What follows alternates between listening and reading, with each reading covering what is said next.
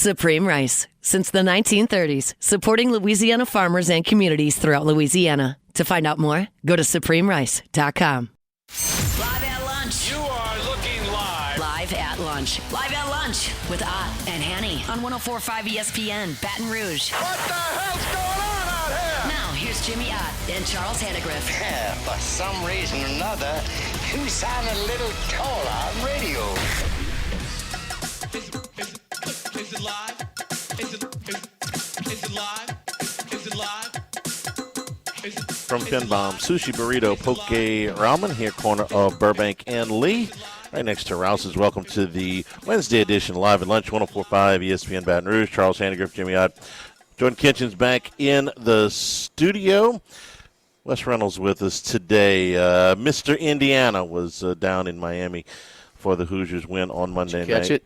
You know he was singing that ABBA song. Oh, yeah. They had it on the loudspeakers. Oh, yeah, you could hear it, yeah. Uh-huh. The whole crowd was, I mean, are you going to be able to go into a Bloomington bar, near campus and not hear that at some point in the night? No, for a long time. For a long time. And that picture is going to be up in every, for a long time, every Baton Rouge restaurant bar that kind of decorated LSU stuff. You had the 5 baseball posters. We're all Bertman's 5 championships, the Advocate, front page, and then you had the 2003 championship, the 7 championship, and all that.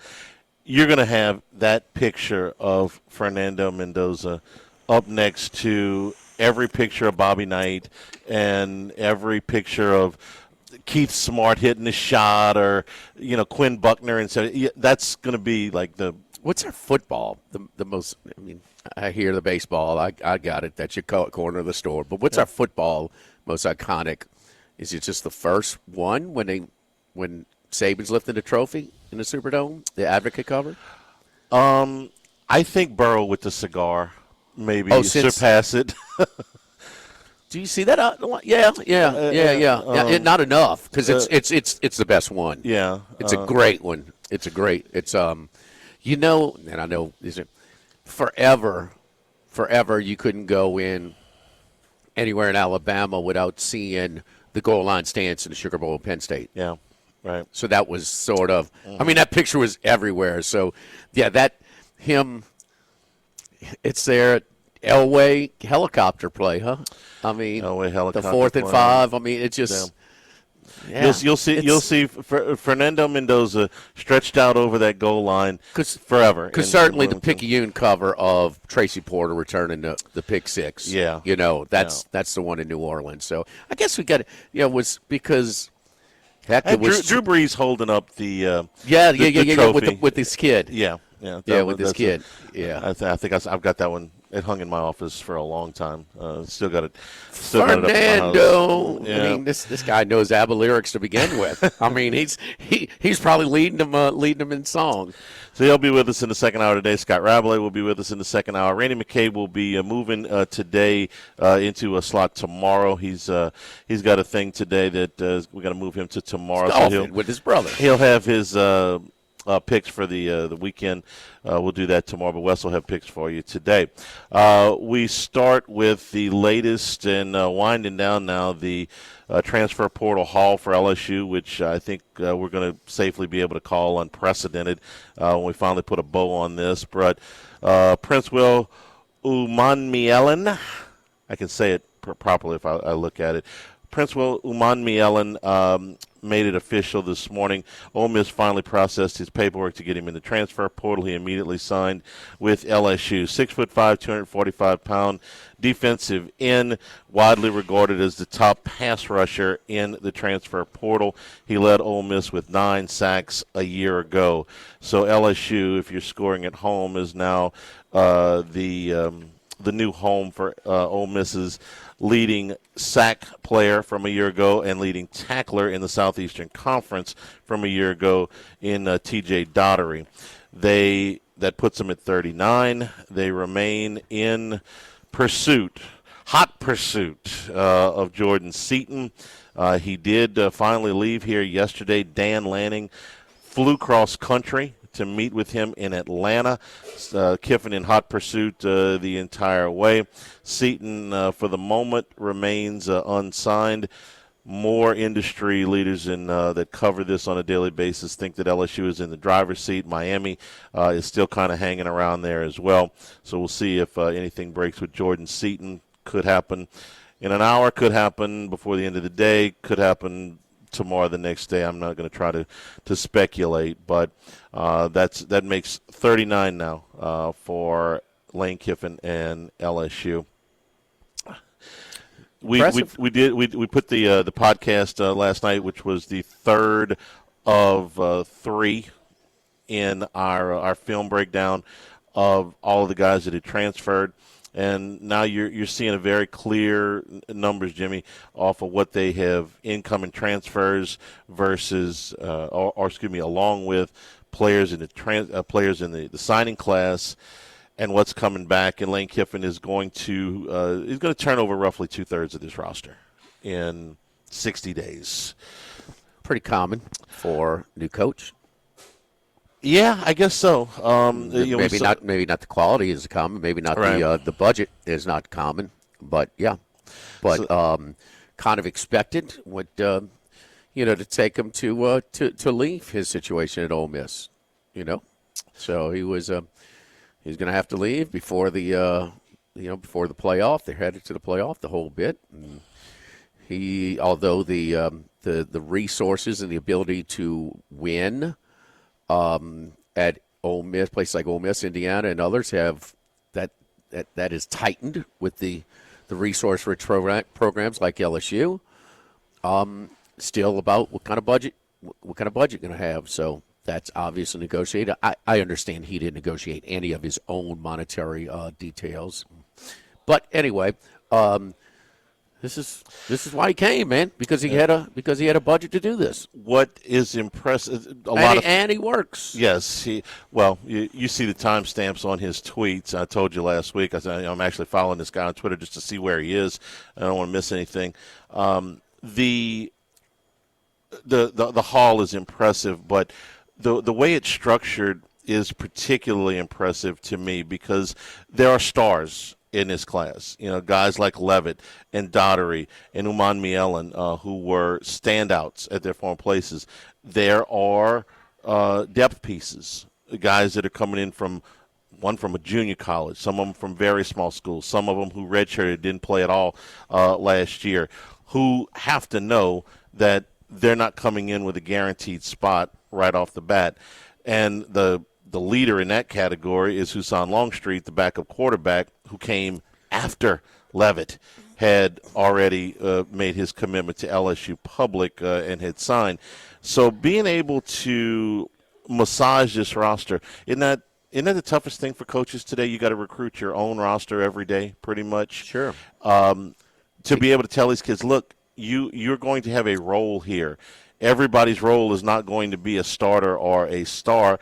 And he across the board, he filled pretty much every need. Because he has more budget for his He does, and the money. If I could ask him one question, I want depth. I think the depth at quarterback is great. That's fine. I want depth at the line of scrimmage. Yep, and that's where you lose guys. And you've signed, a double-digit guys there right now. Last I counted, I think they have 16 scholarship offensive linemen on the roster. How much is a sort big of number? So you got stars. Do you have age too?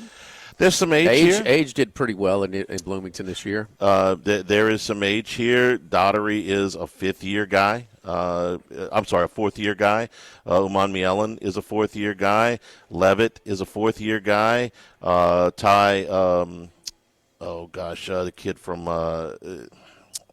Benefield from Boise State is a fourth-year guy. Yes, there's a little bit of everything. There's some youth. There's some experience. I can't tell you he's going to have as many 23-year-olds as the Indiana had this year, but, yes, there's some upperclassmen in this deal too. So compare this with some of the better rosters around the country. And I would be lying if I told you I looked at everybody's transfer portal right now. How's Georgia? How's Alabama? How's Florida? How's Auburn? How's Texas? How's Texas A&M? I'll use your metric, okay? Vegas thinks that they're the 7th best team in the country right now to win the national championship next year. Right. Okay. If you don't think they're going to be in the top 10, though? No, I don't. Yeah. I think they're going to be just outside the top 10. That will be a mistake if they're not a top 10 team. Kiffin, a pretty good college coach. Yeah, Damn good. Yeah. I think I've told you this, and we'll see. I could be wrong. I'm not like dying on this hill. I think that they will downgrade LSU's preseason ranking for two reasons. Number one, that the starting quarterback is not going to practice prior to August, and number two, that they don't like Lane Kiffin. This is writers we're talking about that are voting on this thing. They don't like him. They have fitted him for the black hat, and I think he'll be downgraded a little bit for that. Now, I'm not telling you I think they're going to be 25. I think that they'll be somewhere, but 10 to 15, somewhere in that area. But I could be wrong. They could look at him and say, hey, the reports out of summer that Levitt looks great, and we know they put a lot on that. Vegas has them 7 before they're finishing off with these impact additions to the roster. And if they get Seton, great. If they don't, they've got enough guys. It's not the end of the world, but boy, if you can add a potential all-conference tackle at the end of this thing, that would just be huge. So he has done what in the transfer portal what he promised to do. He was going to promise to remake this roster. He said, I'm going to come here and do. Look, that's what he's paid to do. He's paid to do. Okay.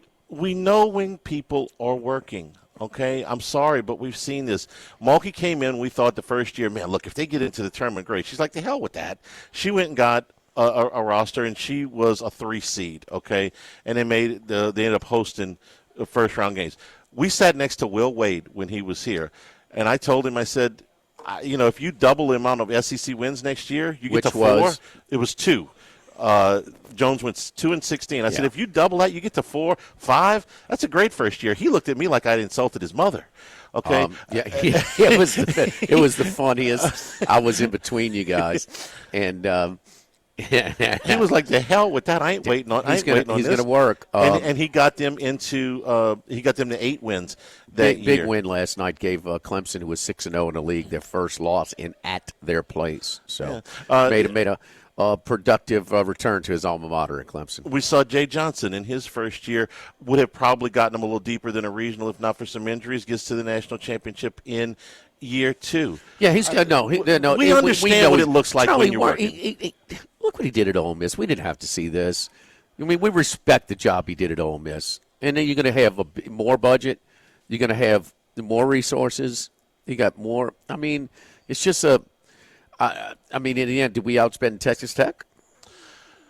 I don't know. They guard a lot of these numbers pretty. I can't imagine that there's anybody that spent very much more money than LSU. I mean, they got 40. They're going to end up with 40 kids. It's some of the things I'm seeing. It's perceived as the most expensive portal class. Yeah, they've got the highest number, and they've got a lot of stars in there. Did Texas Tech outspend them on somebody like Sorsby? Yeah. Overall, no, probably not. They don't have as many holes to fill. That's what I think. And you have you got massive transformation in your roster year to year, no matter where you are. But when you make a coaching change, it's more. Yeah. And so, I mean, LSU, hey man, private ownership. Tip your hat. Is this on an annual basis? As long as they're winning, as they continue to come in. I mean, that's one thing to rally it for a year, an isolated spot, but to continue to do it year in and year out. Not my money, don't care, but it is those people who are hustling that money, certainly donating that money. That's the key. That's the key. He's not taking his job without monetary promises. I don't care how many national championships and Heisman trophies they have. Doesn't matter. My prediction is that the financial commitment to the roster will stay at this level. They will not have to go out and get 40 next year. They may have to go out and get 20. Pay your own guys, right? That's what I'm saying. The financial commitment will be to your guys that are on the team. So you think their roster is going to be less expensive next year? No way. No, it's only going up every year. You're not hearing me. The roster will have the same financial commitment. You won't have to go out and get this many guys out of the transfer. I just said you'll that. retain more of your guys. I just said that. Well, I said that you're not making a coaching change next year. Yeah. I said that, but you better have the same amount of financial money, commitment, or just sort of the inflationary rate, to the next year, until somebody steps in. That $25 million for the whole athletic department. we're hearing some figures that it's double just for the football team. You know, It's a bunch of money. It's a bunch of moolah, man. We're here, It's a lot. Finbom. Sushi, burrito, poke, ramen. We got the weather's warmed up a little bit, but that ain't gonna hold here. But for the next few days, but Jon Snow, winter is coming. yes, Yes. for sure. Well, Thank God for Game of Thrones for the pandemic. Yeah. Oh man, such a good show. Mm-hmm. I'm not a sci-fi guy. I'm no T-Bob, but man, that son of a gun is good. Well, if we end up missing a couple of days next week because of whatever, we'll find you. We'll find you something What to are watch. we doing? I'm not missing any time, Charlie. If they shut the city down, We are? we Is don't that know. bad? It doesn't look great right now. So was yesterday the 1 year anniversary or today of the snow day? I thought it was the 25th. I could be wrong. Oh, really? But it's right around here. Right around here. Okay. 25th, I think, is the day. Today's the 21st. So we got a freeze. Yeah, it's maybe it's an annual thing. Freeze and rain, temperatures in the 20s. Ooh. Oh. Yeah. When's that coming? It's probably starting Friday night, so Saturday. Yeah. For about 5 days. So. Oh. Well, ramen season. That's what I'm saying. I was leading you right into your ramen promo. Ooh la la! We've got the star of the show. We've got the garlic lime shrimp. We've got the the chicken. I mean, you can kind of combine to the different broths if you want to. It's kind of something that we like to do over here. But ramen, it's we know how good a hot bowl of gumbo is on a cold day. You take out that gumbo that you made or just come over here to Finbom and load up with some ramens, man. It's really, really good. You can get different spice levels. You do mild, medium, or spicy over here. So we love it, man. So keep him on for this freeze that's coming in Baton Rouge the next coming days. It's ramen over here at Finbom. Finbom, if you walk into Rouse's at Burbank and Lee, well, it's just to the left. Just to the left. We are neighbors to our friends over here at Rouse's. So, yeah, Charlie. So ramen season. Okay. Winter is coming, Jon Snow. Live at Finbom. Guard the wall. Live at lunch, 104.5 ESPN Baton Rouge.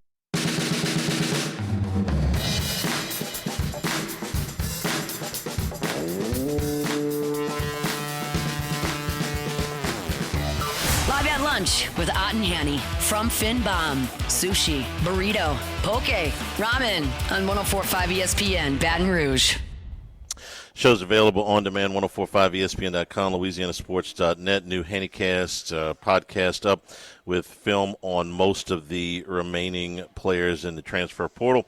That's on YouTube right now. All brought to you by Supreme Rice and SupremeRice.com, supporting our Louisiana farmers since the 1930s. LSU lost at Florida last night, 79-61.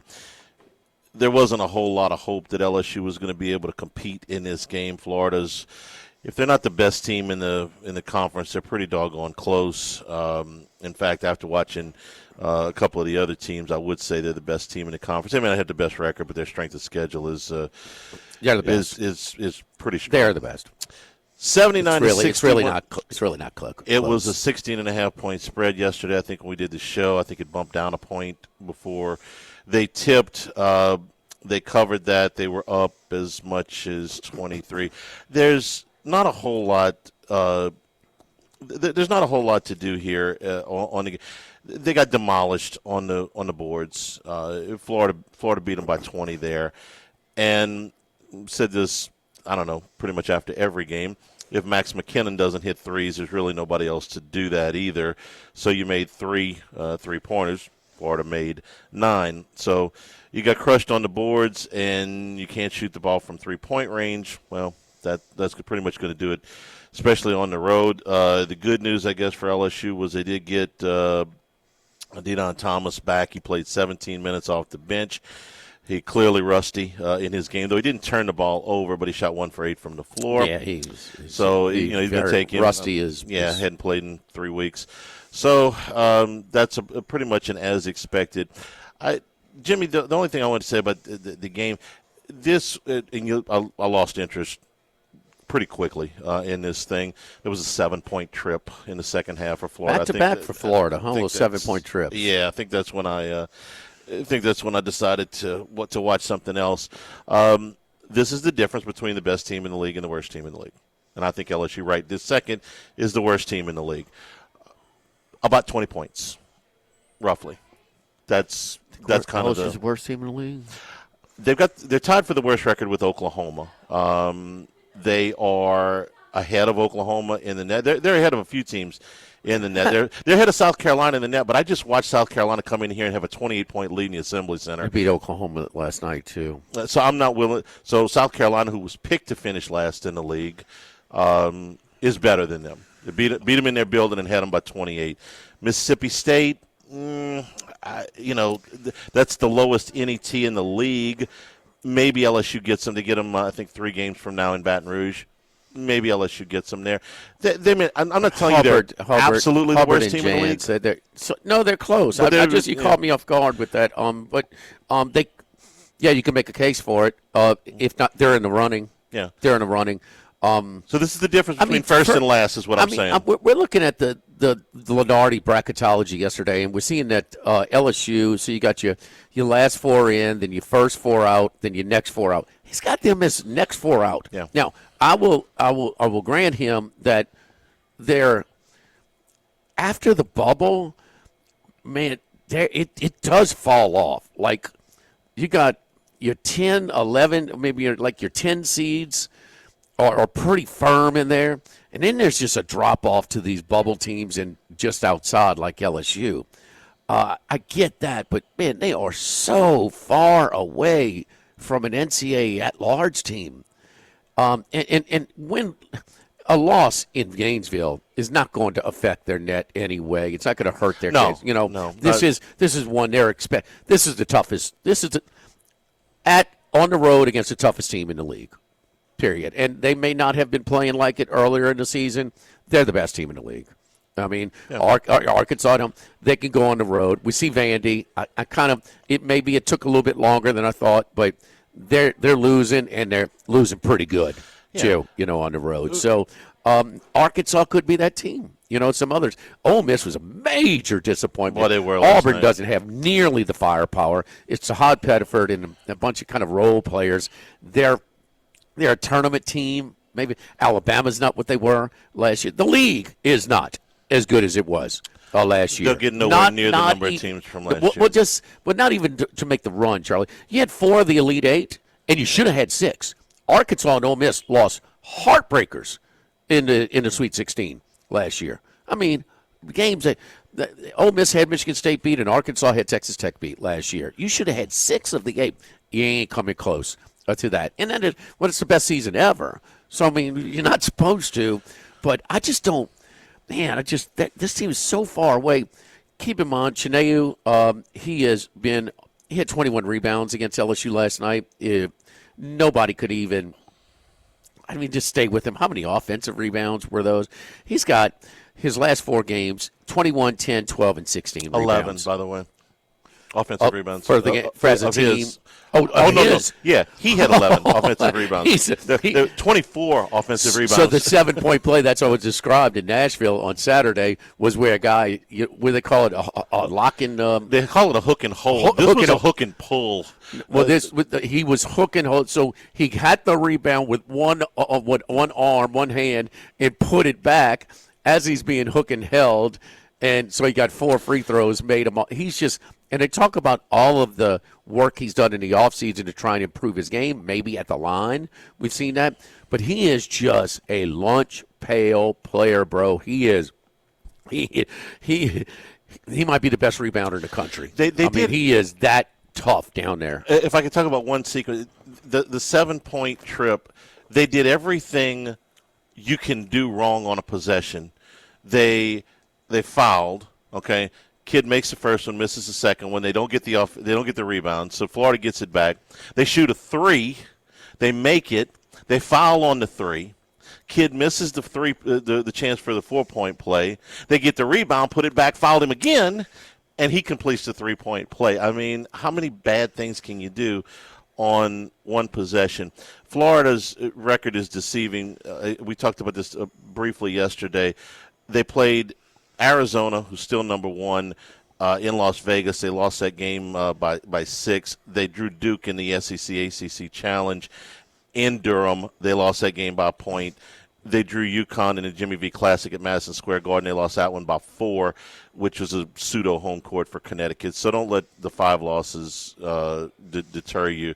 That's a really good team. I think this is the difference between the best team in the league and what right now is the worst team in the league. Is LSU going to be the worst team in the league at the end of the season? Probably not. Thomas makes a difference. I think that there's a few wins coming in there. So Came I don't off know the bench last night, Yeah. one of 8 shooting in 17 minutes. But just to have him, and that's a bad break. I get that. But right when you start in conference play, you could have gotten through that ridiculously soft schedule, non-conference schedule without him. But minus 2 games, but which you split. But they may not finish 16th, but I'll be surprised if they finish higher than 12th. And you got basically no home court advantage, for your home court. I mean, it just it is what it is. I mean, it's a sinking ship. It's McMahon. Let's be frank. I mean, he got one more year than he deserved. If you cared about your basketball program, who's your second profit-producing sport on campus, always has been. You think he would justify, some spending in that area and a little effort and emphasis in that area. But, I mean, and also we've seen, football, when you have success, it drives your enrollment, Basketball, we've seen that. Baseball, I don't know. Maybe at LSU, but we've seen a lot of other places when a team makes a run the NCAA basketball tournament, they'll drive your enrollment as well. But anyway, that's where you go. Chineyu, and I'm butchering that probably, 6'11" for Florida. After last night's game, he is now tied with J.T. Toppin at 11.2 rebounds a game of Texas Tech. Those two guys, those are your top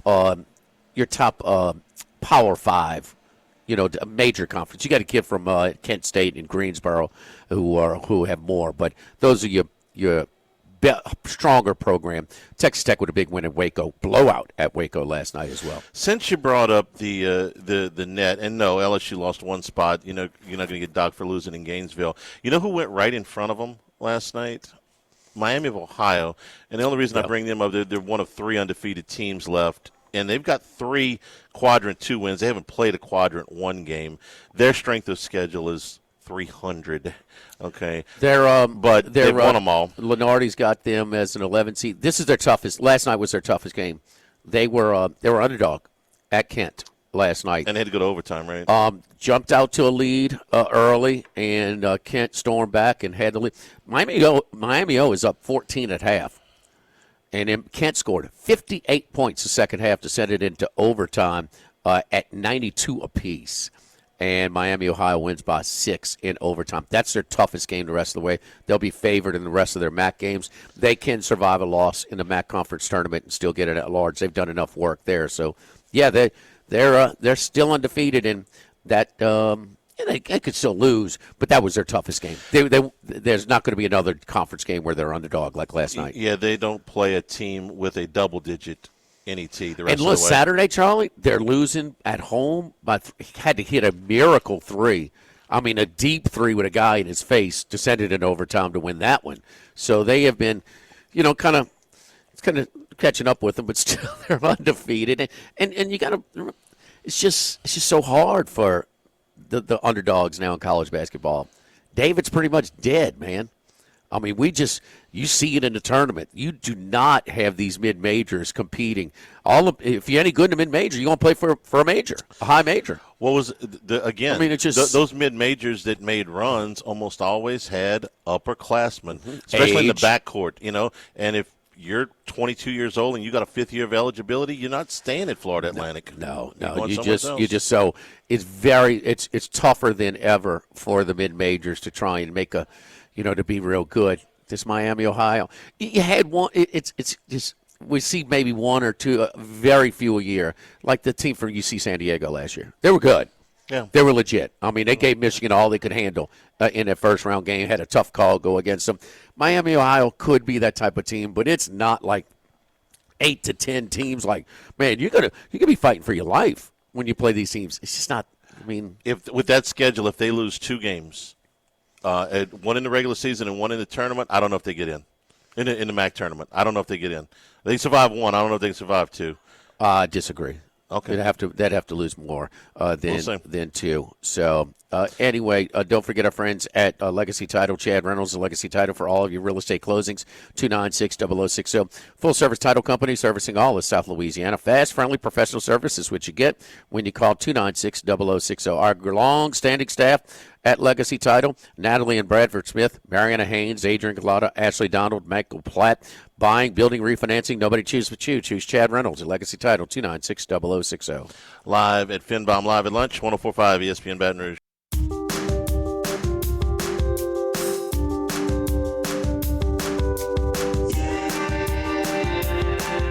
Live at lunch with Ott and Hanny from FinBomb. Sushi, burrito, poke, ramen on 104.5 ESPN Baton Rouge. Back here at FinBomb, corner of Burbank and Lee. Last night in the league, a game we thought Ole Miss might be making an improvement. They had back-to-back road wins, Coming on. And Great coach. I mean, small home underdog last night. We liked them, and stinkeroo. Last night against Auburn. When your senior throws out a dud like that, Malik Dia, he got a couple of fouls, but I mean Auburn. This is not even close to what they've been, both with their roster and of course from Bruce Pearl to his son on the bench. And Charlie, I was just like gate to wire Auburn. I mean, I was very, very surprised. I was surprised at the line. I was more surprised at watching the game unfold. Oh, Miss, it took all they could to get it to 1 point at half. I don't know how they got it that close. They got it down to 3 fairly late, about 2 minutes to go. I don't know how, because they were just so bad last night. And tell you what, after 2 road wins against quality teams, I mean, a rivalry game at the Hump and at Georgia, who's good, who is a tournament team, man, that was kind of I don't know. Are they in mourning for losing Lane Kiffin? That maybe. Crowd was not into it, bro, or just the team never gave him anything. I don't know, man. It was flat Tola, baby. Just the 2 things. The physicality of the game was all Auburn. They had a big edge on the boards, and they lived at the free throw line. Shot 39 free throws last night. On the road, okay? Yeah. I mean, it's a lot. Even when you look, and it wasn't a ton of where they had to foul late at the game. Wasn't a ton. Yeah. And you laid that egg in the second half where you go to the break, it's close, and then you just get. I know they got within 5 with 2 minutes to go, but it didn't feel that close at all. So we both like Beard as a coach, but the early results thought maybe they would turn a little bit of a corner last night. Not so much.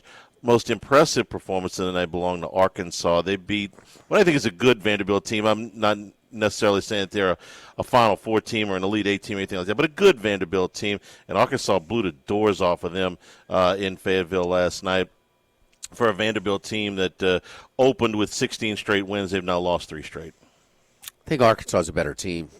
Vandy, was undefeated, 16-0. They've lost 3 in a row now. Arkansas improves to 4-2. It's at home. They're tough as heck at home. Really, really tough.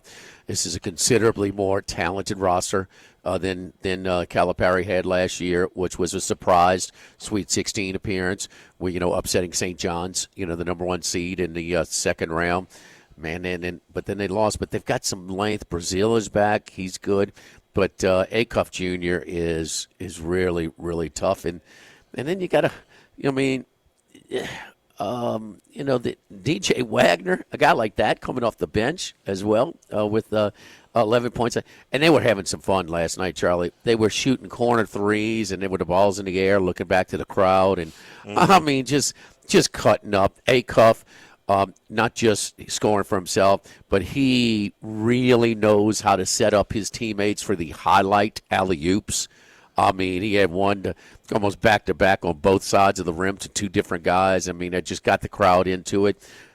To me, this is your second-best team. It's a team that avenged that tough loss in the Sweet 16 last year, and went to Lubbock and beat Texas Tech, or Dallas. It was in Texas, but in Dallas at American Airlines Arena, and beat them, a few Saturdays ago. But I think, and I said that a few weeks ago. Now it's taken a little bit longer than I thought. That I thought Vanderbilt might be in that third, fourth, fifth type of cluster in the league behind Florida, who's first, and I think Arkansas. The most impressive win, you beat a ranked team by 25 at home. Where, hey, that place ain't going to be dead. That place, it pops, man, and they're all in, and maybe because they are so bad in football right now, but this is their sport they look forward to, and they invested a lot of money with Calipari in the budget that they gave him. But a little sneaky performance because they were so embarrassed in Baton Rouge and lost against LSU, and LSU's first conference win. But Missouri was tough at home last night, and Missouri hits a 3-down-2 with 10 seconds to go to take the lead, and they set up a play. And they were also frustrated because Missouri won the pace battle. We talk about Georgia being the number one scoring team in the country because they go 11 deep, and they're so athletic, number one in the country in block shots as well. And Missouri was right there ready to take the game, and they had a great design play from the bench, Mike White. And I thought that was a hard-fought win at Missouri last night, coming off of a loss at home recently to Ole Miss. The pace of that game was what was so striking because Georgia does want to play at such a high level. To me, when you get a guy out with your second-best pitch, well, Georgia didn't have to score 90 points to win on the road last night. Let me back up on Arkansas because I got a question about them, and it has to do with what you were talking about, the atmosphere in that building, which is where LSU goes next, by the way. Tough assignment for the Tigers, and they're going to be the travel is going to be challenging with the weather to just, add on to that. Oh, gosh. Yeah. Arkansas at home versus on the road. The splits are pretty dramatic. They beat Tennessee by double digits at home. They beat South Carolina by 32 at home. And then last night's 25-point win against Vanderbilt. But on the road, they lost by 22 at Auburn. They lost by double digits, 14 at Georgia. They did get a win at Ole Miss. Are the home road splits too dramatic for Arkansas to be considered a really, really good team? Maybe. Yeah, maybe. But they got some talent, man. They do, and they got some talent. When you get into those neutral site games, in the postseason, okay, fine. But they got one road win so far, and that was. Well, they have neutral site wins against Louisville and Texas Tech, and that Texas Tech win especially was a really good win. Really good win. Yeah, Texas Tech shot the lights out in that game. They still won 93-86. We watched that game. It was in Dallas. Remember, we were watching the football, and we were watching that at the same time. They Houston. They lost to Houston neutral, but no, they that's their next step. Can they? And they fell behind. I mean, it was like 18 or something. Took the lead in Athens on Saturday, and then lose by like 14. So it was kind of a weird deal. That's their next step. Yeah, can they go and compete on the road? In some of these games. So LSU at Oklahoma is a tricky one. At Mississippi State. So these are probably some of the non-tournament teams. So yeah, that's Charlie. They go to Baton Rouge as well. So their next 5 games, 4 of the 5 are not against tournament teams, but 3 of those on the road. And well, if they continue to lose on the road against teams that aren't projected to go to the NCAA tournament, yeah, I mean they got to win some of these games. One national game I wanted to bring up last night: UCLA beat Purdue. What did Matt Human said? He goes, Purdue's going to go out there. He told us that last Thursday. He said, USC and UCLA. He said they'll lose one of them. They lose the second one against UCLA, and I'll tell you who I'm tired of hearing from. I'm tired of hearing from Mick Cronin. He goes now. He did it after a win, so at least he wasn't complaining. We've got this schedule that we got to go, here, and we got to play 5 games on the road, and it's this much. You're complaining to the wrong people there, Mick. Go complain to your athletic director. He knew where your campus was when he got you in the Big Ten. He's publicizing it, Charlie. Yeah. And he's just, he's going to grind it. I mean, he's not happy, and he's not the only one.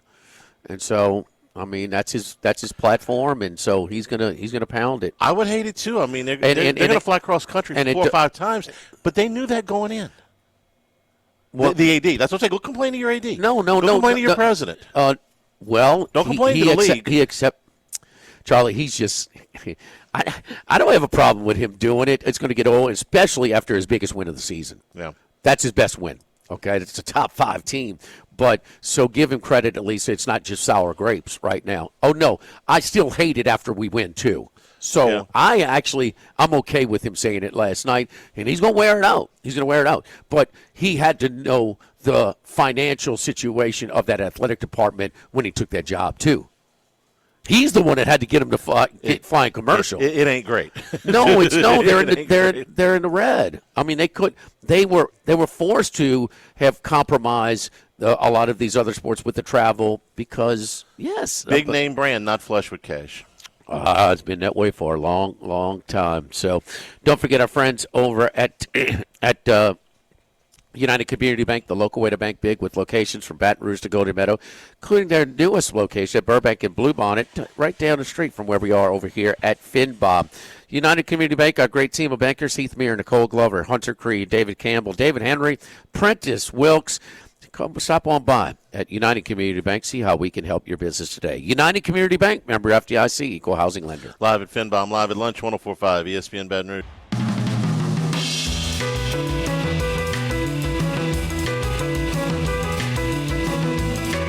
Live at lunch with Ott and Hanny from FinBomb. Sushi, burrito, poke, ramen on 104.5 ESPN Baton Rouge.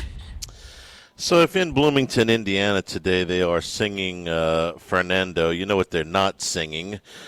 There's, to my knowledge, no song. Alberto? Alberto Mendoza, the brother of Fernando, has announced that he is transferring to Georgia Tech. Played in 8 games this past season in a backup role, all of it pretty much mop-up duty during the season, threw for 286 yards. But we said this the other day, Kirk Cignetti, okay, we love what your brother did here, but you're not going to play. We're going to find – they went out and got Josh Hoover, of course, from TCU. So no little – family come from Miami, easier flight to Atlanta, travel and some – I don't know how – there's a mom – the mom is sick, right? She has MS. Okay, yeah, okay. And so she I'd have to think that might be taken into consideration. That's not a bad program either. No, they made big strides. Tell you what, he can run. Key. Yeah, he can run. And he's just a freshman, so I mean, there's some time there. Yeah, I mean, where was Fernando as a freshman? So, but I mean, he took one against Purdue. Charlie, he was rolling for about a 65-yard run.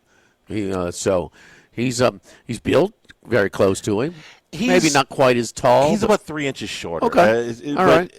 But Fernando's really tall, man. Fernando's 6'5". Yeah. So Alberto is about 6'2". He's listed at 210. So, regular-sized quarterback. We'll see what Brent Key can do with him. Look, with Haynes King, the running threat there, he turned Haynes King into get in the weight room, brother. You're gonna run. You could be running some. That's for sure. Yeah. But be a lot worse programs, man. Yeah, Georgia Tech's pointing up, I would say. Hour number 2 from FinBomb live, 104.5 ESPN Baton Rouge.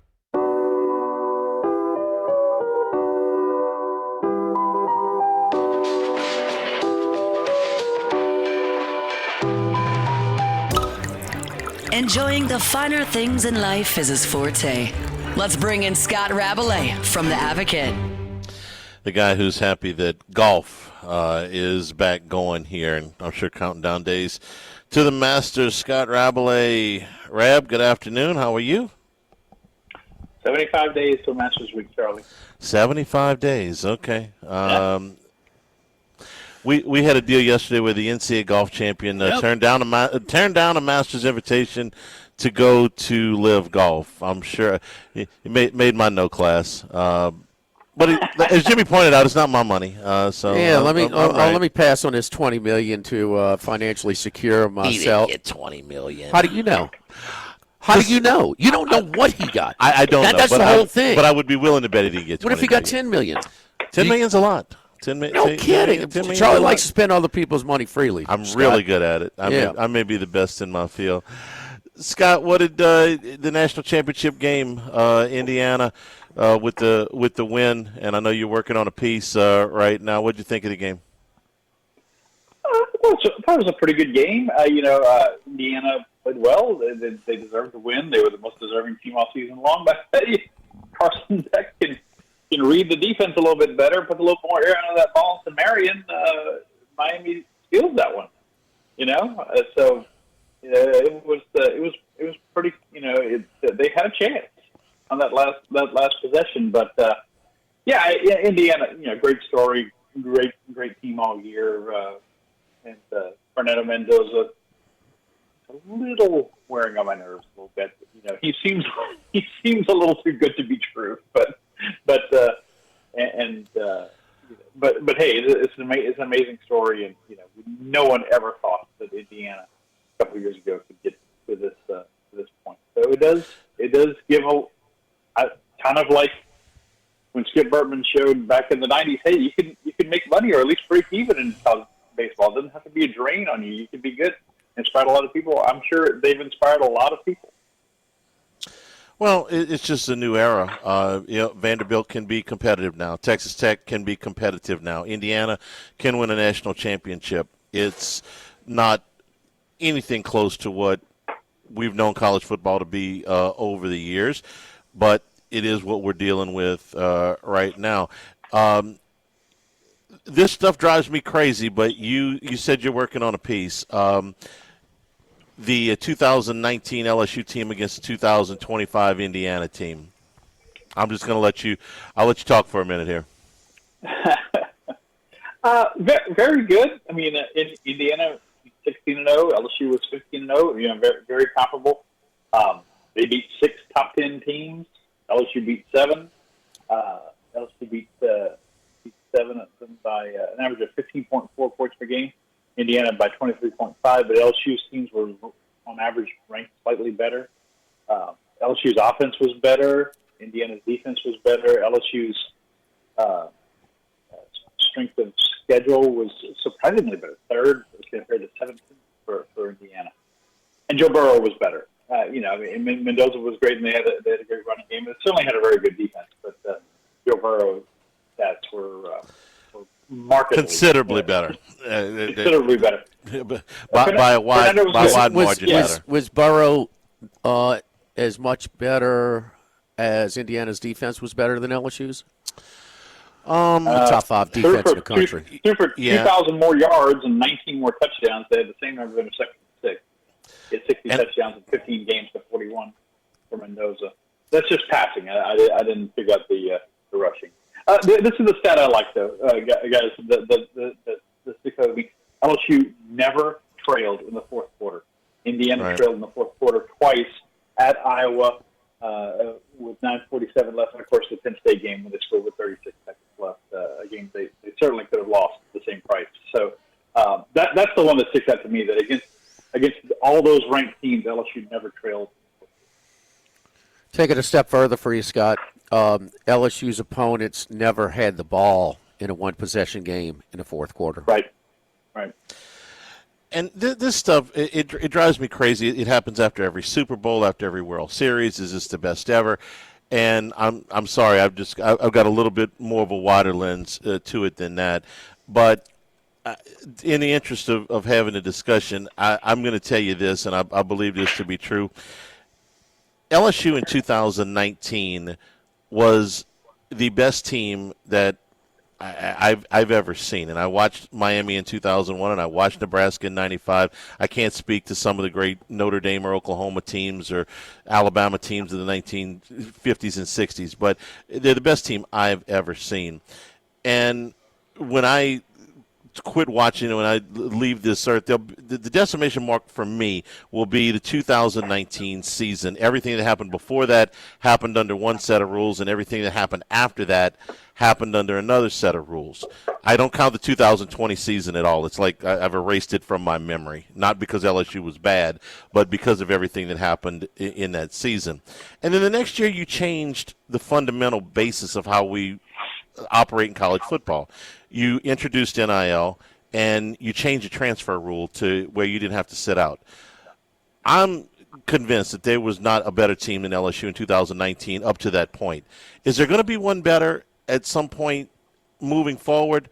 There might be, because I can't tell you that one of these Texas billionaires isn't going to decide one year, I'm going to outspend everybody.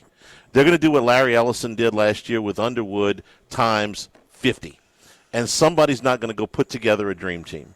There's some Texas billionaire, maybe some Texas billionaire that's dying, and says, you know what, I can't take it with me. We're going to spend $200 million on a college football roster, and we're going to beat the crap out of everybody. I can't promise you that's not going to happen. In fact, I'll be surprised if it doesn't happen at some point in our lifetimes. So for me, it's 19 and before, we were playing by one set of rules. From 21 on, we're playing by a different set of rules. But I still think LSU was better than Indiana.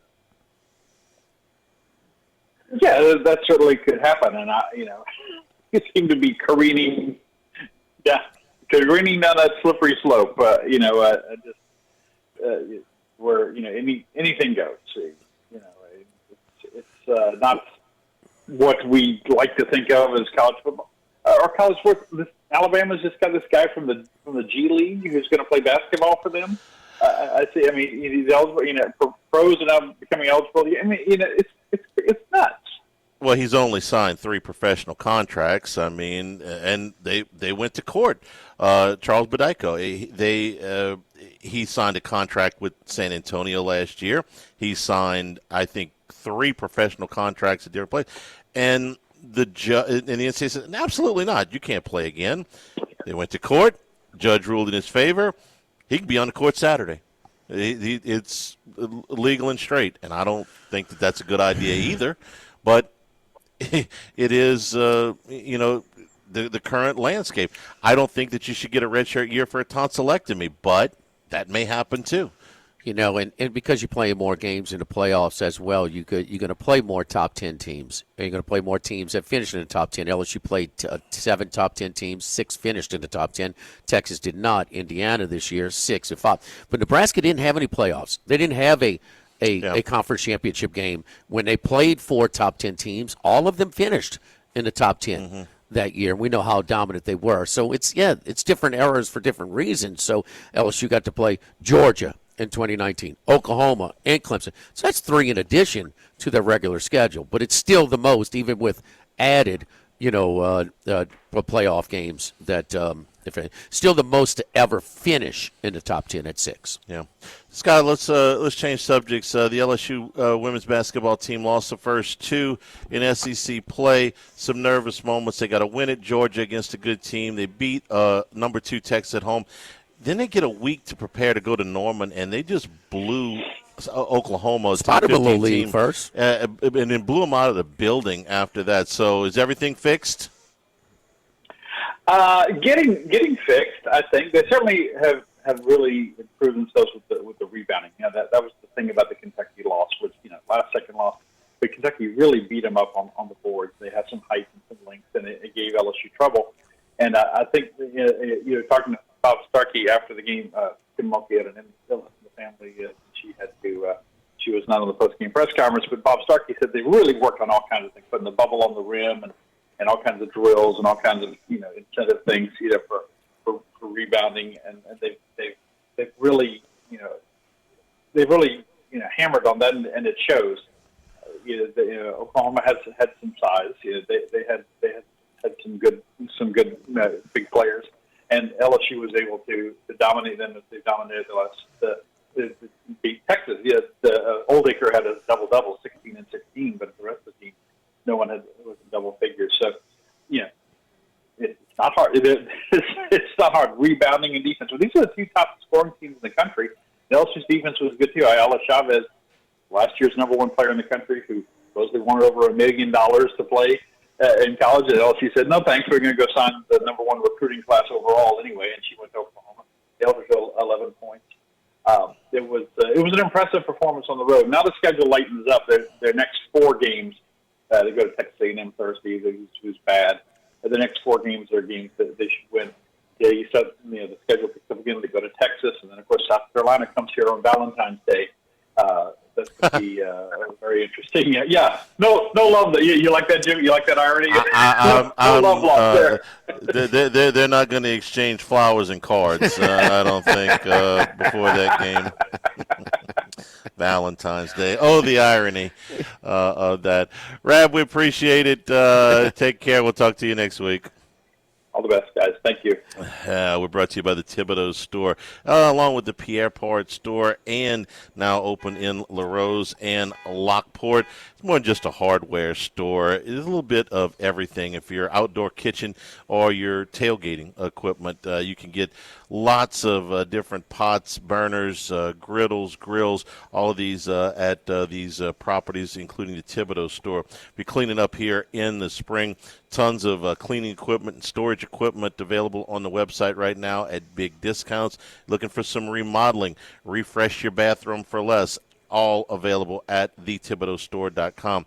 Fishing equipment, Cypress furniture, and an expert staff that will help you if you're doing those home improvement projects where you can save a little bit of money and certainly save some time. 900 St. Patrick Highway in Thibodaux, Highway 70 in Pierre Pard, and all 4 properties can be accessed at thethibodeaustore.com online. The Thibodeau store open until 5:30. Live at Finbaum, live at lunch, 104.5 ESPN Baton Rouge. Live at lunch with Ott and Hanny from Finbaum. Sushi, burrito, poke, ramen on 104.5 ESPN Baton Rouge. From east, north to south, but we're heading west. It's Wes Reynolds from VSiN. Wes, you sober up yet from Miami? Where are you, buddy? I am now back in Las Vegas. Got back very late last night and running on about 5 hours of sleep over the last 2 days combined, but it was well worth it. Everything was worth it. It's a very small price to pay to witness what we witnessed this season. And you got in. You following you on social media. Bit the bullet, bought the ticket. Didn't seem like they were going down a whole lot as we approached game time. But tell us how that went, because we knew you went down there on the day before and just kind of, wanted to be around and possibly, landing a ticket. How did that? Tell us how that went.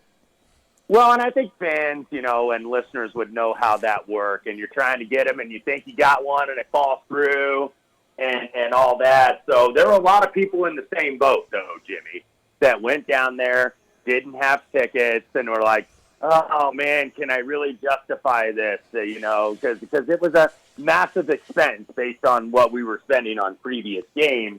But then I had a friend tell me and goes, you know what? Live for today and worry about tomorrow. So that kind of convinced me. It got in my head. I was like, you know what? Heck with it. I'm going to do it. Am I going to witness this again? I don't know. You can never take that thing for granted. So, a bird in the hand is worth 2 in the bush, right? So you got to do it right now. You can't say, well, it might happen again somewhere down the road, because you don't know.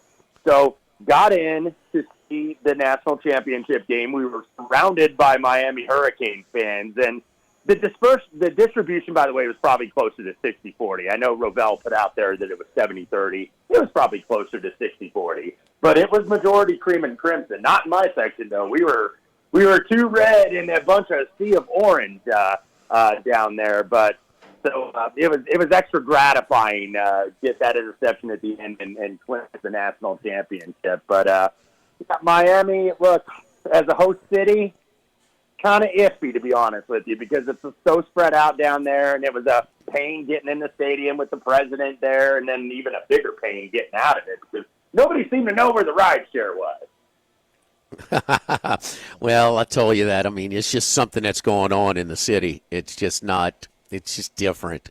And it's it's New Orleans has its own set of problems, there's no doubt. But as far as hosting the major events, with everything so compact, with the stadium, the hotels, the entertainment district, I mean, everything within walking distance. It's pretty.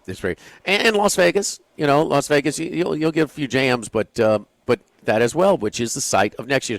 And look, Wes, trust me, man. I'm glad you did, because you would have regretted not buying a ticket way more than regret the purchase of your ticket. Okay? Just, pick up a few shifts for humans, man. That guy's lazy, man. Pick up a few.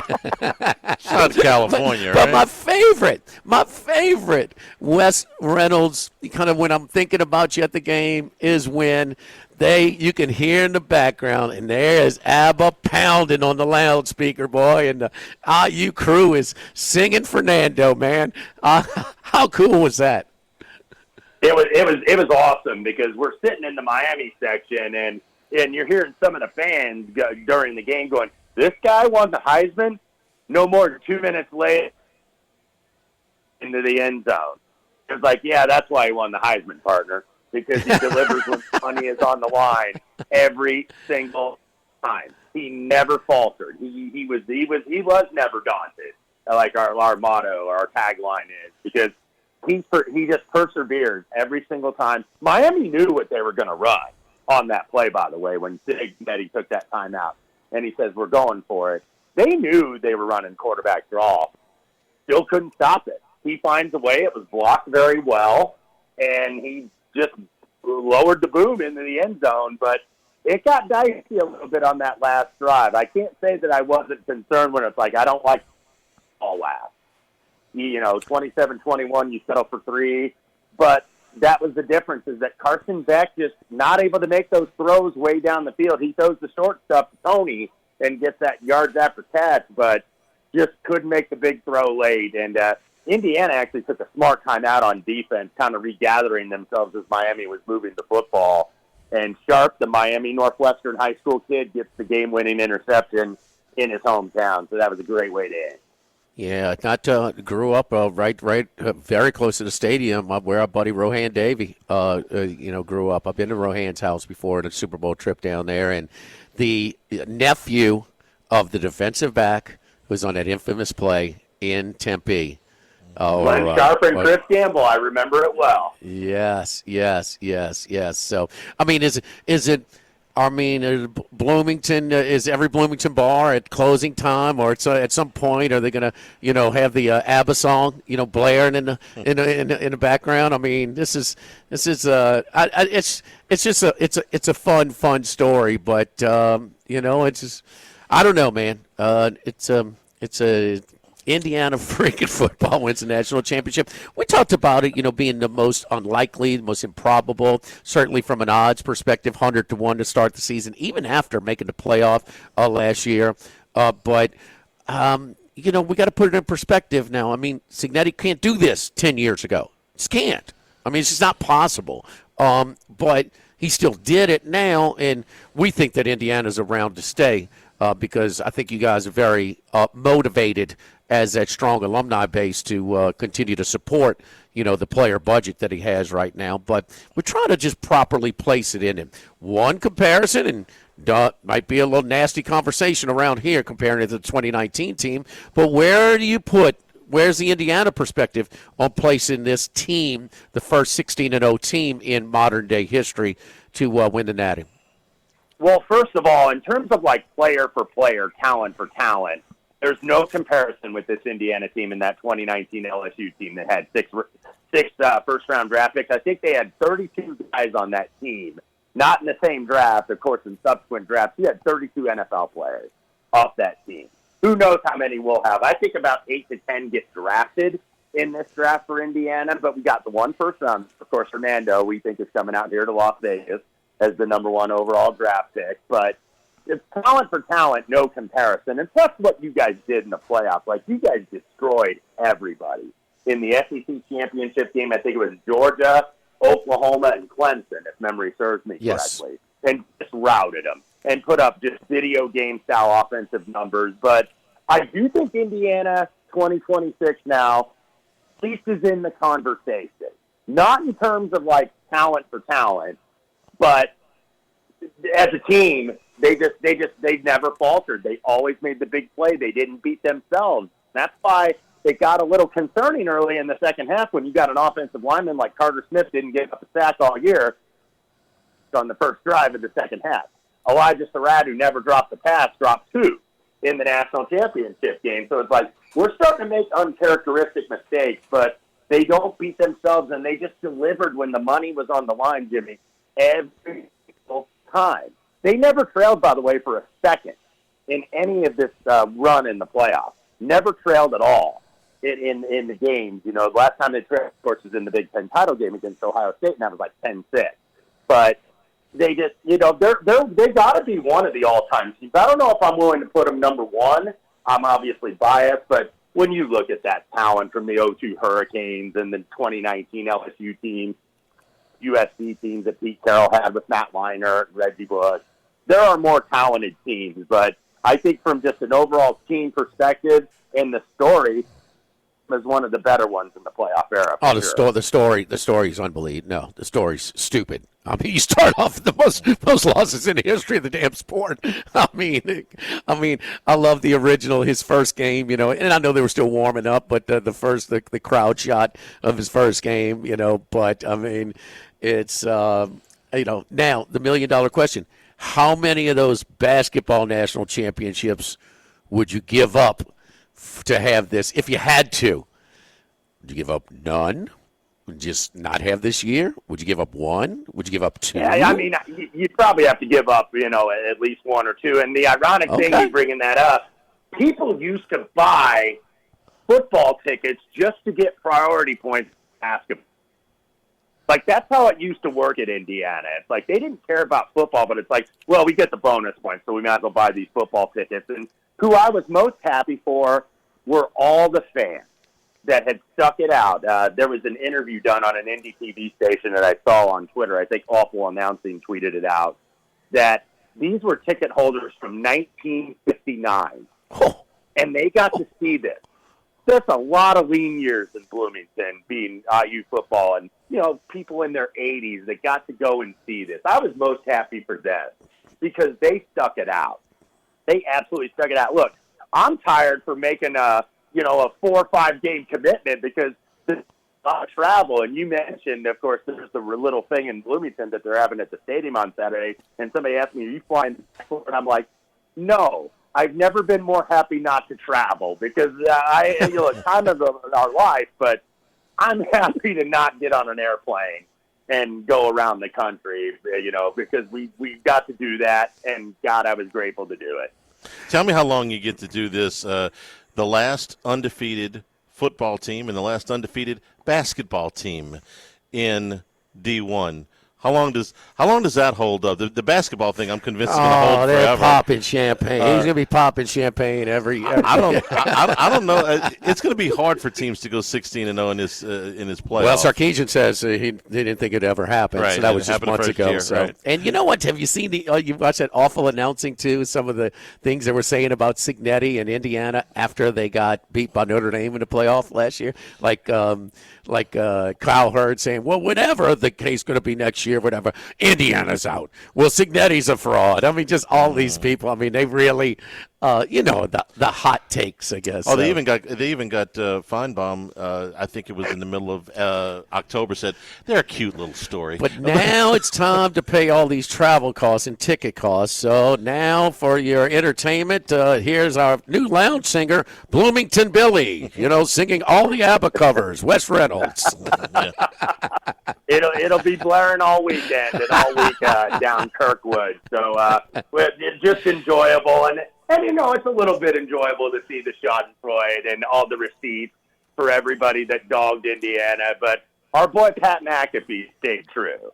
He always stayed true to Indiana because that's where he sleeps with an IU graduate. So you know, it was just it's awesome to see Indiana kind of get their flowers and get their respect. And nothing was given to them; it was all earned. They had to earn it every step of the way, and I was glad to be along for the ride. Well, Wes, I told you about midstream. I said, no. This group's different than last year. This group is a little bit different than last year up front, and man, they are just It was for football purists like myself. They, just respect how buttoned up, and they were a little off tick, just a little bit on Monday night. Now, those guys on the defensive line for the opponent has something to do with it. But Charlie has been pulling for the Crimson for forever. What's it? The Crimson and Cream. I love it. The Crimson Elephants or the Crimson and Cream, Charlie? Were you pulling for anything but the Crimson Elephants? Anything but the Crimson Wes, give us Elephants. some golf winners this week. Yeah, let's try to get one. We didn't get one last week, unfortunately. A little bit distracted, but we are at the American Express. Scotty Scheffler, of course, 3-1 favorite. Not going with that. If he beats me, he beats me. But mostly long shots this week. Russell Henley at 25-1. Didn't quite do it at the Sony, but I think he can fare better. He hit the irons really well. And then let's give a few bombs here. And let's give Daniel Berger at 60-1, who played very well last week, P6, my nearest pursuer. So Daniel Berger, 60-1. Ryan Gerard, 66-1, who finished runner-up to Chris Goddard last week in Honolulu. And then got a couple near triple digits for you. Pearson Cootie, 90-1, T13 last week at the Sony. Alex Smalley, 100-1, usually a top 10, top 15 finisher in this event every single year. Andrew Novak, 150-1, and Seamus Power, the Irishman, 170-1. So take the average price of the winner is around like 55, 60-1 over the last several years. We got one with Straka last year. Hopefully we can go back-to-back here at the Amex. All right, the Conference Championship Sunday, your best bets this week. Denver Broncos plus 5.5. I just think that's a little bit of an overcompensation with Jarrett Stidham. I mean, you're talking like a Mahomes to his backup type of drop, or Allen to his backup type of drop here. And I respect Bo Nix, but man, is he worth 8 points? Boy, I don't know about that. Denver's a top 5 defense in like every single metric. And I'll be honest, I've been going against Chris Macero's Patriots and been losing my fair share of tickets, even though I didn't do it last week. I did it with the Chargers, but, man, 5.5 on the road. Now you've got the expectations. You're not playing that soft schedule anymore. Tough place to go win. I thought that number was very high, so I took Denver 5.5. Man, Wes, we're so happy for you, man. We appreciate it. But, more so, our audience is just happy as heck so they can hear just a few lines. Give it to us. It's not just last Christmas on the Matt Human show, okay, or whatever. I mean, give me a little bit. There was something in the air that night. Give me a little taste going into our close here. All right, let's do it. There was something in the air that night. The stars so bright. Fernando, they were shining there for you and me, for liberty, Fernando. Yes, bravo. He'll be performing at a local lounge near you to pay for those expenses of tickets and travel. Wes, awesome, man. We're glad you had a good time, and trust me, you will not regret the purchase of those tickets as much as you would have if you were sitting outside Hard Rock Stadium. Good job, Wes. Thank you, buddy. Thank you, fellas. Appreciate it. All right. That's good stuff, huh? And now he's going to Vegas. Well, he lives in Vegas. No, Fernando. Oh. I mean, he's going to be the first pick of the Raiders. Yeah. I mean, we could have a lot more of this. We're gonna ABBA resurgence. Did it catch you off time where you dropped that F-bomb on there? Yeah, it did. I didn't expect that from him. Because I didn't know if I heard that right, and then I heard the later interviews, and I'm like, oh, yeah. And he talks about the media training. He's talking about because we have one more game and we're focusing. Well, now it's over. It's just he's so calculated, every little thing. Every little thing. I didn't expect a young man today with vision, huh? I'm gonna cut him some slack after the national championship game. I know. You drop a word on TV. All right. Okay. Today only. Nick Saban he cusses a lot. He cusses a lot. He is a poster child for potty mouth on mainstream media right now. There's no doubt about that. Don't forget our friends at Go Chevrolet in LaPlace, and Go Chrysler Dodge Jeep Ram and Plaquemine. So we'll talk about their VIP service as well. The concierge service department. Man, I had some. Had some electrical issues with my car. Called up Lee and he put me in touch with the service department. They set up a time for them to for a loaner to be driven up and met me while we were doing a show and told them what was the issues with it. They evaluated it. Got in touch with me, said this is what's going on, this is what the price will be, get the approval to do the work. Sure, let's do it. When they were done, easy, paid over the phone, mobily, and then the driver brought my car back, delivered it to the home. And there you go. I mean, you talk about convenient.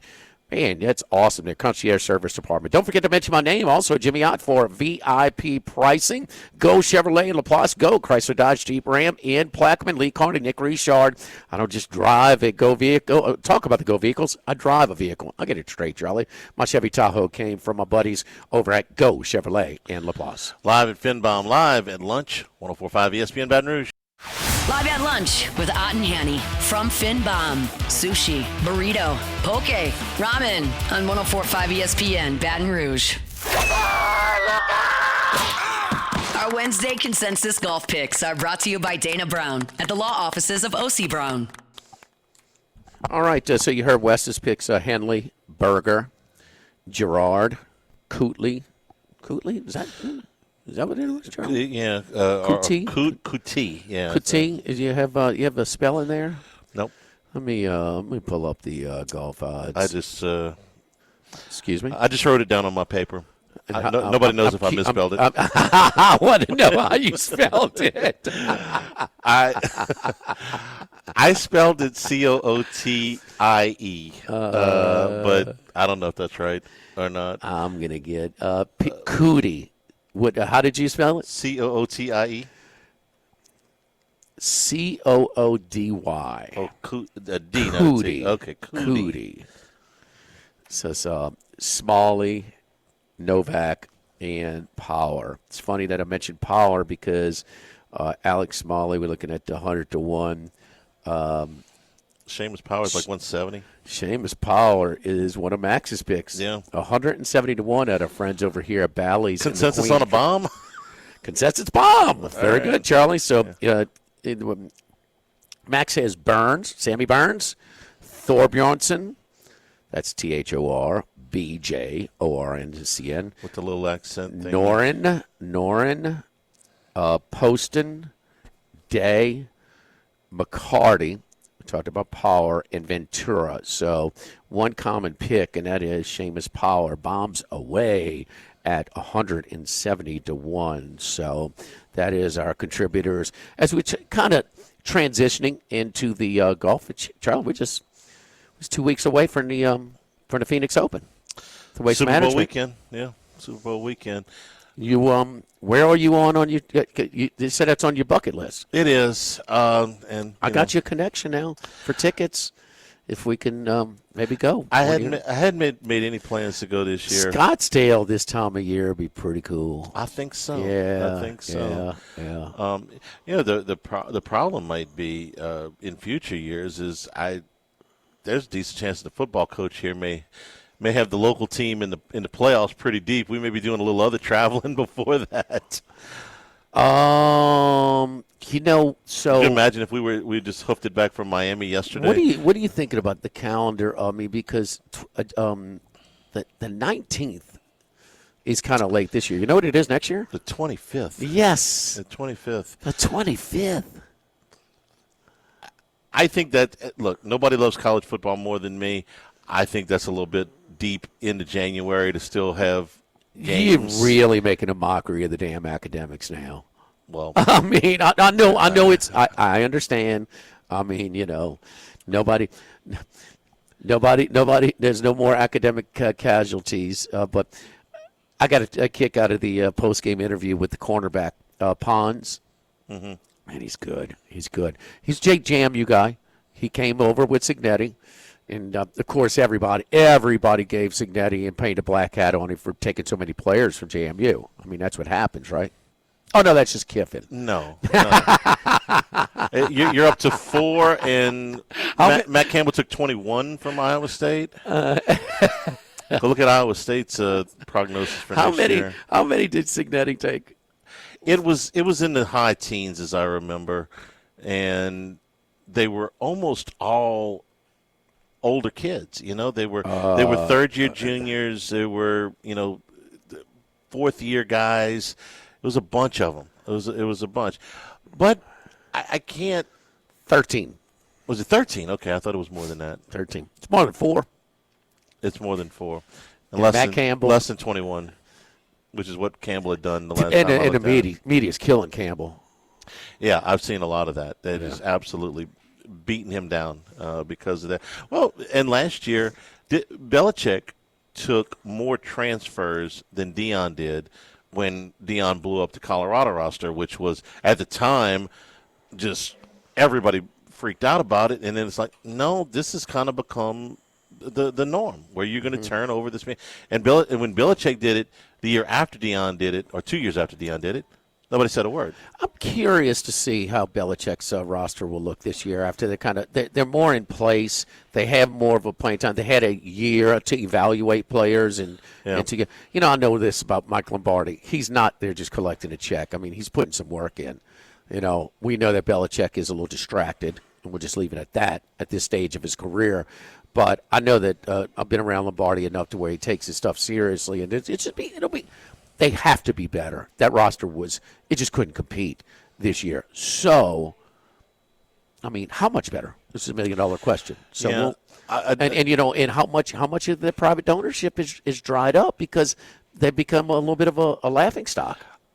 The thing I would be most encouraged about if I was a North Carolina fan right now is they've been out of the news. Yes. Okay?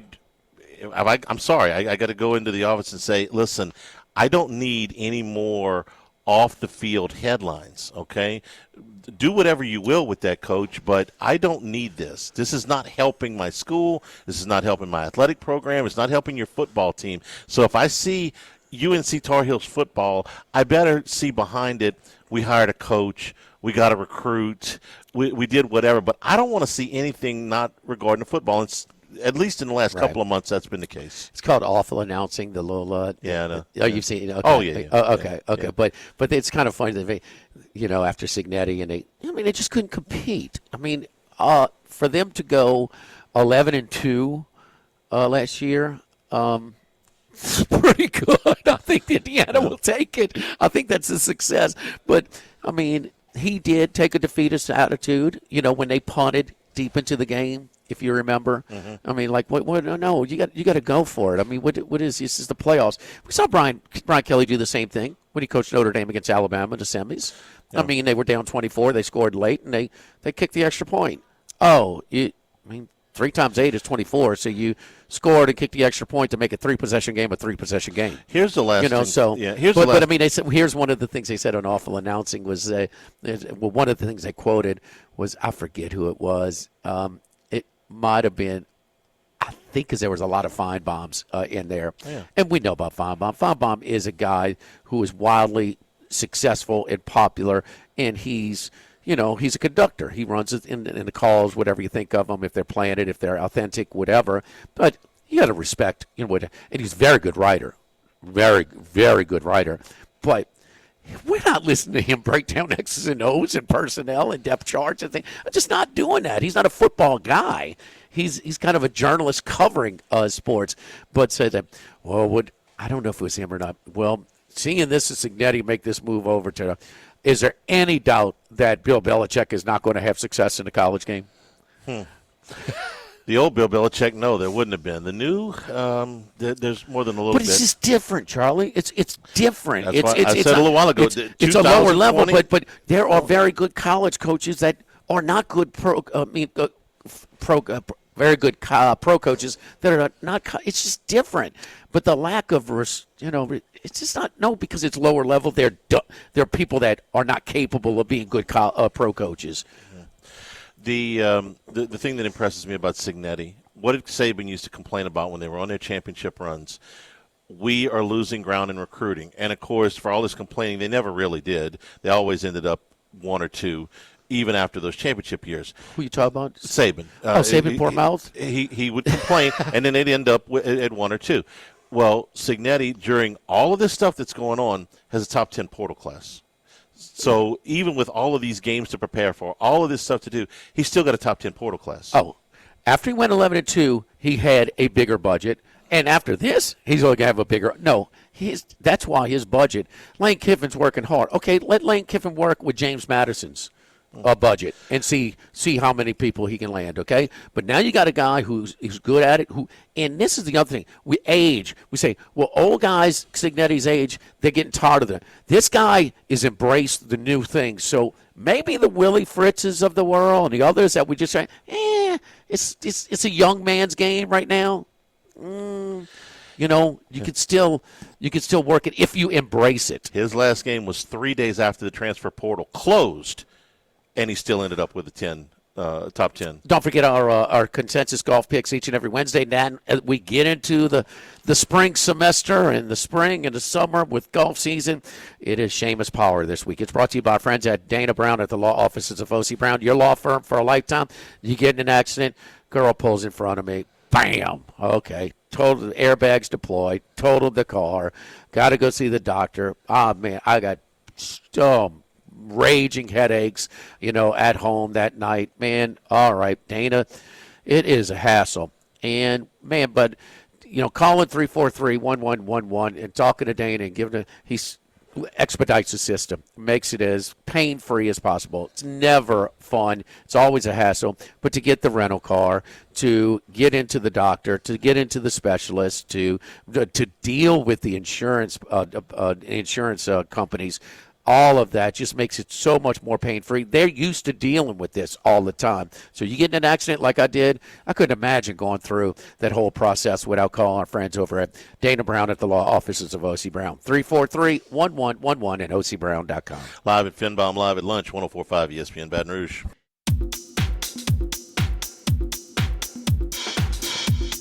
Live at lunch with Ott and Hanny from Finbaum. Sushi, burrito, poke, ramen on 104.5 ESPN Baton Rouge. Light schedule in the league tonight, only 2 games. Texas is at Kentucky, and Mississippi State's at Texas A&M. Starting to be a believer in the Aggies, but don't lose this one, though. This would be a quad 3 loss at home against Mississippi State. A&M's an 8.5-point favorite in that one. Rupp Arena for Kentucky and Texas. Cats are a 6.5-point choice there. No matchups between ranked teams in college basketball tonight, but those two are in the league. You believer in Texas A&M? I'm still trying to wrap my head around them. I was not careful. The state team, they won at Texas 2 weeks ago. Oh, no. There's no gimmies for Texas A&M, no matter who they play, where they play. Yeah. I mean, LSU could have easily beat them, and that was the first game without Thomas. But they press. Their pressure is impressive, man. They press hard. It's not little token pressure. Be a quad 3 loss if they lost it, so be careful there. Thanks to our friends here at Finbaum. Tomorrow we're at the original Walk-Ons Burbank at Nicholson. For Jordan back in the studio, for Jimmy out, I'm Charles Hanniger saying thank you and good afternoon. Stay tuned for Hunt Palmer, 104.5 ESPN Baton Rouge. At Arizona State University, we're bringing world-class education from our globally acclaimed faculty to you. Earn your degree from the nation's most innovative university. Online. That's a degree better.